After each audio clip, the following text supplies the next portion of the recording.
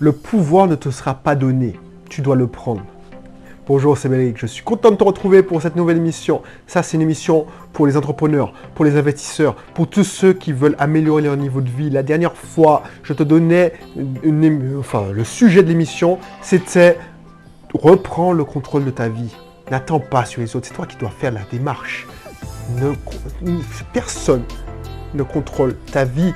C'est toi qui la contrôle. Donc là, reprends le pouvoir. Personne ne va te donner ton pouvoir.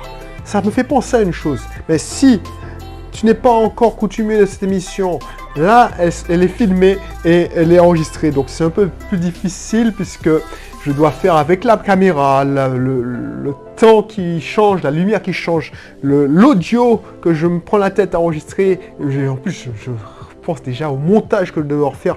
Mais bon, cette émission, c'est pour les entrepreneurs, les investisseurs, ceux qui veulent améliorer leur niveau de vie, avoir des compléments de revenus. Voilà, je me perds mes mots. Abonne-toi et inscris-toi dans mes cursus. Inscris-toi dans un de mes webinaires pour investisseurs immobiliers, webinaire pour entrepreneurs. Je vais te démontrer les systèmes que j'utilise pour mes différentes entreprises qui me font gagner beaucoup, qui me font gagner automatiquement.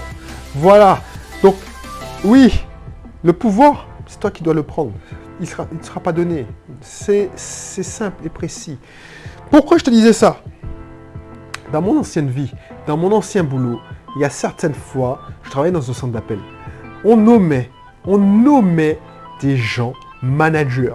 Donc il y a des téléopérateurs, ils travaillent bien, ils passent des épreuves, et finalement, d'un coup de baguette magique, bim, on leur dit tu passes superviseur, voilà, superviseur. Mais c'est la même chose, manager, superviseur. Tu penses bien que ces gens-là, ils étaient nommés. Donc, les gens les obéissaient parce qu'ils devaient les obéir. S'ils ne les obéissaient pas, le manager en question allait pleurer plus haut et ces personnes-là auraient des problèmes. Le pouvoir, ces personnes-là n'avaient pas le pouvoir. C'est telle entreprise qui a le pouvoir. Donc ces personnes-là devaient prendre le pouvoir. Et devaient prendre le pouvoir, ça se fait pas comme ça. Ça se fait pas en faisant le petit chef, comme je les appelais, les petits chefs. Ce pouvoir, ça se gagne. Donc, toi, quand tu es entrepreneur, tu ne peux pas faire ça. On peut pas te nommer entrepreneur d'un coup de baguette magique. Voilà, je te nomme entrepreneur et puis va conquérir l'entreprise. On peut me nommer un gérant. Un gérant, voilà. Je parle des entrepreneurs fondateurs. Le pouvoir se gagne. Tu dois gagner tes premiers clients. Tu dois gagner le respect de tes employés. Tu dois montrer que tu es bankable. Donc, n'attends pas sur les autres pour te donner le pouvoir. Tu penses que le président actuel, Macron, il a attendu qu'on lui donne le pouvoir? Il les a... Alors, je ne veux pas être vulgaire, mais il a doublé tout le monde. Il a pris le pouvoir. Alors, je ne suis pas partisan spécialement de la politique, mais voilà, le pouvoir se prend.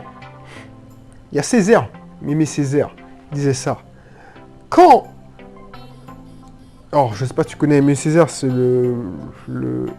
un poète et surtout un homme politicien que tous les Martiniquais, enfin j'espère, respectent. Parce qu'il a donné un bel héritage. C'est Aimé Césaire. Il a dit, quand tout le monde était en train de réclamer l'indépendance, il a refusé alors que c'était un autonomiste. Il a refusé l'indépendance pour la Martinique. Il s'est dit, non, on ne peut pas donner l'indépendance. L'indépendance, ça se gagne. Ça se gagne dans le sang. Et c'est ça. C'est ça. Parce que si on te donne l'indépendance, ben, tu ne seras pas dépendant. On t'a donné ton indépendance. C'est la même chose. C'est la même chose quand tu es entrepreneur. Quand tu es entrepreneur, par exemple, voilà, si on te donne la gestion, si on te donne, voilà, tu achètes une entreprise, mais tu es vassalisé, tu n'as pas le pouvoir.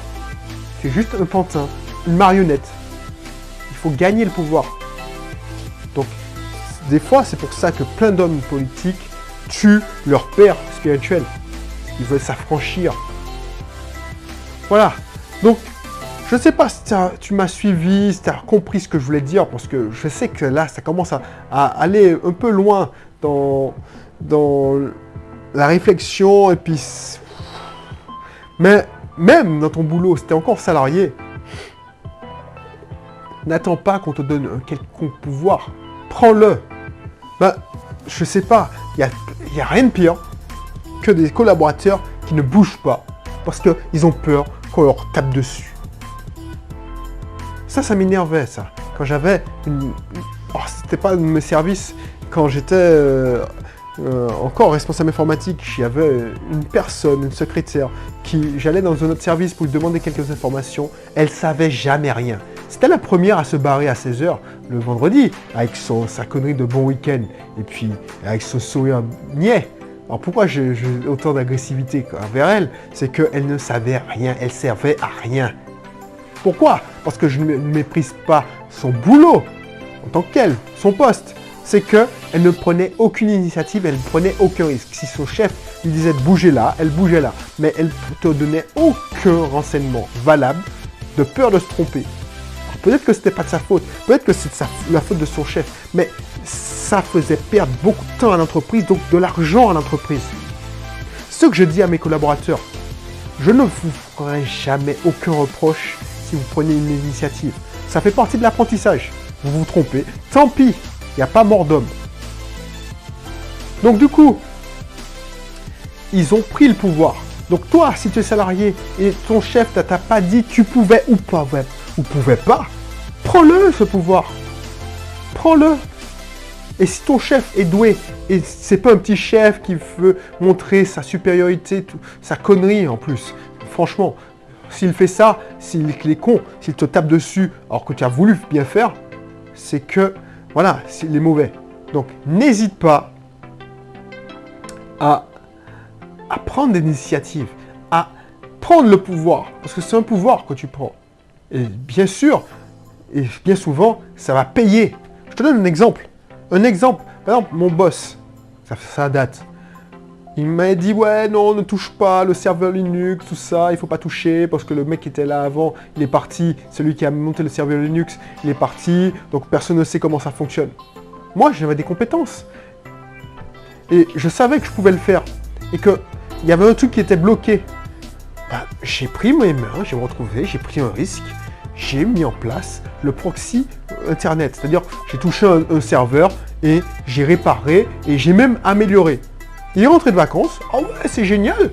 Le mec, il m'a félicité. J'ai pris le pouvoir, ce pouvoir-là. Je ne suis pas resté figé.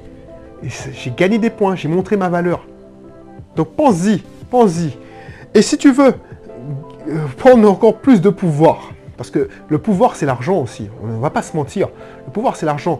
Créer des revenus complémentaires. Si tu veux avoir plus de pouvoir sur ton boss, parce que tous tes revenus ne dépendent pas que du salaire qu'il te donne, de la petite augmentation qui te fait miroiter, ah ben, prends ce pouvoir en investissant dans l'immobilier, en créant ta propre société. Ça, tu l'auras en cliquant sur les liens qui se trouvent dans la description. Je donne des liens sur les webinaires. Il y a deux types de webinaires. L'immobilier ou l'entrepreneuriat. Voilà, je te dis à bientôt. Et puis d'ici là, porte-toi bien, les bye bye.